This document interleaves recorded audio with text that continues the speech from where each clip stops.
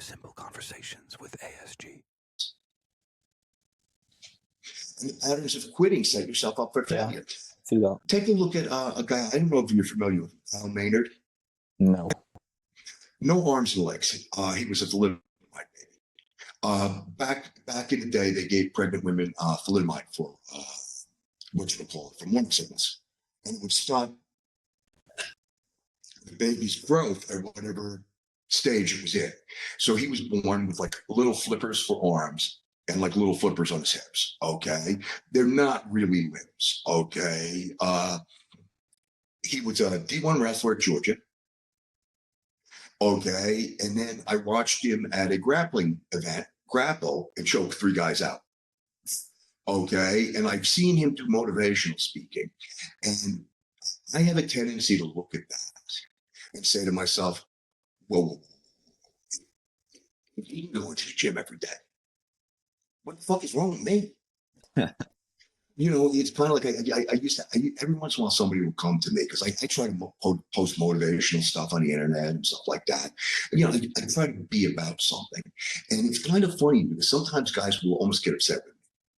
Oh, yeah, it's easy. Blah, blah, blah, blah, blah, blah, blah. What you got to worry about is training. Not everybody can get into training. Blah, blah, blah, blah, blah. And I'm like, you know, okay, I don't care if it's martial arts or something. You can make a little bit of time to train. I run a business. I run a school. I have a family. I have a home.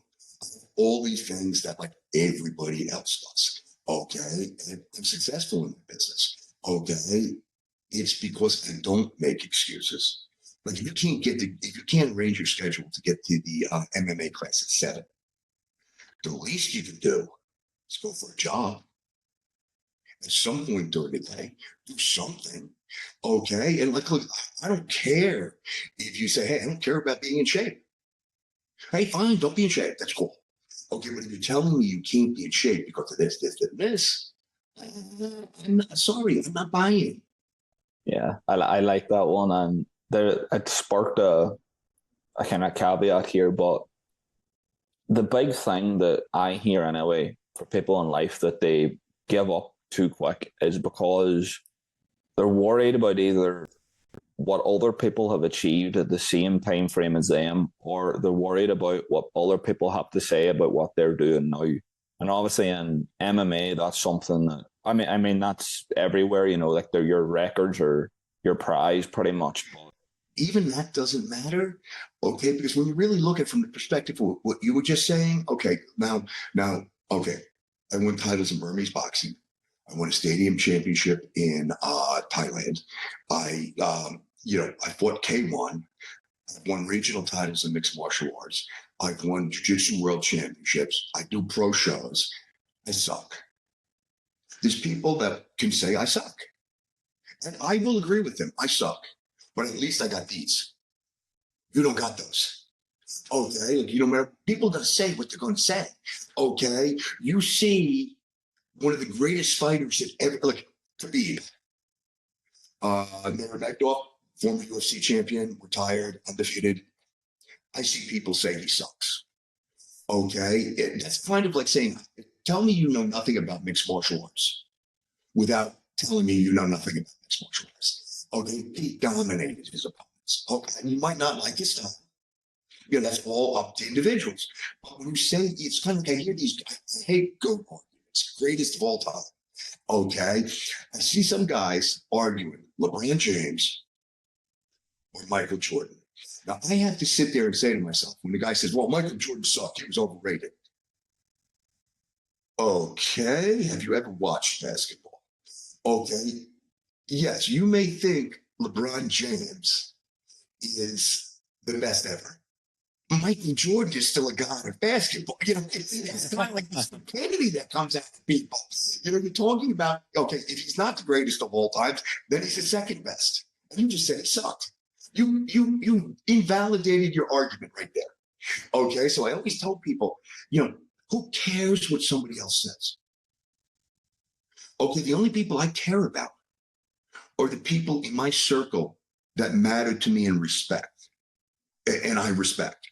Now, if somebody I was close to came to me like a good friend that trains and everything like that. And I was losing and I was doing terrible. And he said, dude, you're friggin' embarrassing yourself. I then weigh if I care what other people think against how much I get out of doing it. Okay, but it's kind of like, unless it's somebody I respect, I don't care what anybody else thinks. Doesn't matter. Okay, you know, somebody else's success. I'm the worst one with this. Okay, because I have a hard time rooting against people. And what I mean by that is, now, okay, I don't like Conor McGregor. I don't like the way he conducts himself. I feel he's an embarrassment in the sport. Okay, I think he's a great fighter. Okay, but I don't like him and his persona. Okay, but I can't take his fighting ability away from him. I just don't have to root for him.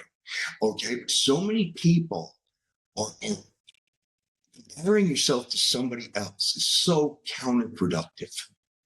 Okay, you have different genetics. You have different strengths and weaknesses. Okay, you want to be the best you can be. So if you, let's say you go into business and like, you know, I always tell people things come up and the COVID was a big one. You know, people, oh, woe me, COVID hit. Okay, some people really maximized the opportunities COVID brought into the world. And I don't mean this by like COVID was a good thing.